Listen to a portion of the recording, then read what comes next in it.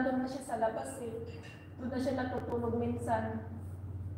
Tapos papasok na lang pagkakain. Nakakatakot kaya yun, Diyos ko. Sa wala pa, hindi pa naman ako na kimpuhan ng karapatan na yan. Pero kahit na sa mga damo-damo lang dito, madami. Alam mo yung ampas to si Cecilin, yung itim, yung isa, dalawang klase yung garapata kasi yung isa, yung pag nagsipsip sila ng dugo, lumalaki sila, yung para silang, ano yun, para silang, ano yun, basta yung punong-puno ng dugo, yung katawan nila. Tapos yung isa naman, yung maraming paa. Si Shani, maraming paa yung isang garapata. Yun yung nanong sa amin. Yung garapata na yun, yung maraming paa.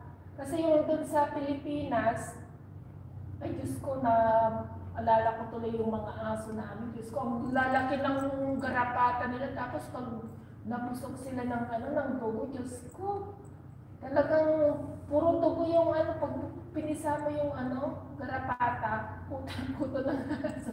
Puto ng aso ang tawag nila. Ang tawag namin is ampas. Tapos, pag naiwan yung ulo nila sa aso, tumutubo yung sisi. Dumadami yung maliliit na garapata. Ay, Diyos ko, nakakatakot.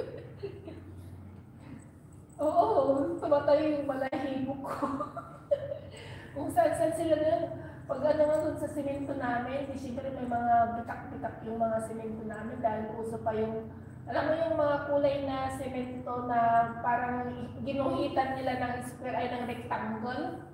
Ayan, doon sa mga gilid-gilid noon, naku pag mo, tingnan mo, ang daming maliliit doon na garapata na nagtatago, Diyos ko. Yung mga aso namin talaga, naalala ko doon, talagang lumilitaw yung garapata doon sa balahibo nila, lalaki, tapos sa tenga, tapos sa sa may gilid-gilid ng mga paa nila. Oh, nanganganak ko kasi si ilan yung ulo nila kapag naiwan yung ulo ng garapata. Ayun, tumutubo sila. Parang doon sila nanganganak yung kung doon din mismo tutubo yung yung bagong ampas. Yan, nakikinig siya ng Kaya nakakatakot yung mga kwan dito. Basta yung maliliit yun na ampas sa amin ng tawag nun, yung daming paa na itim. Tapos yung isa naman is parang kulay, kulay abo. Yung isa, yung malaki ang tiyan. Na ang ulo lang ay maliliit, tapos yung mga paa niyang liliit din. Kaya kawawa yung mga aso na nasa Pinas na pag nasiksip lahat yung dugo nila, naku, ayun, pumapayat sila. Lalo na sa Pilipinas, mainit. Gusto nila kapag mainit.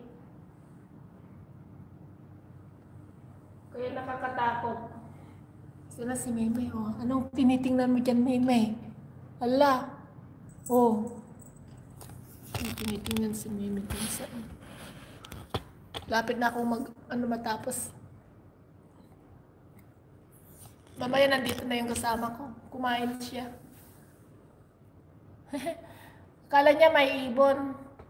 Mayroong yata ng pangalan ng yung patatas, inaano nila para maalis yung skin. Parang nilagay nila sa machine kaya matunog siya. Akala niya ibon siguro. Yan, siguro mami, na lang ako guys. 5 minutes na lang mag-end na.